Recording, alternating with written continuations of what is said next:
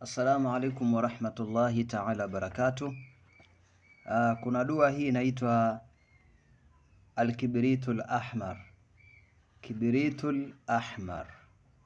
Hii dua ni sari'u fil ijaba.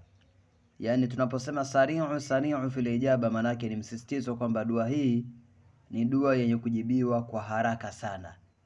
Yani ukiwa na shida ya aina yoyote ukaisoma dua hii, basi dua hii ni yenye kujibiwa kwa haraka sana.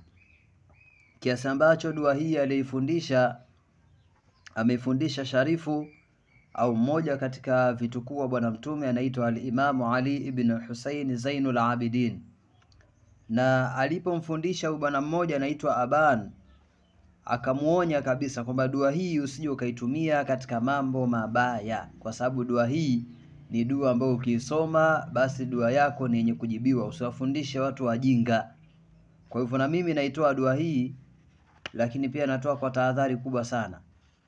Dua hii ni dua mujarrab sana. Mwenye kuhitaji inshallah kitabu chake kipo, na tuseme kwamba PDF yake ipo, unaweza ukapata kwa njia ya WhatsApp na ukaitumia kokote unapotaka kwa shida ya aina yoyote.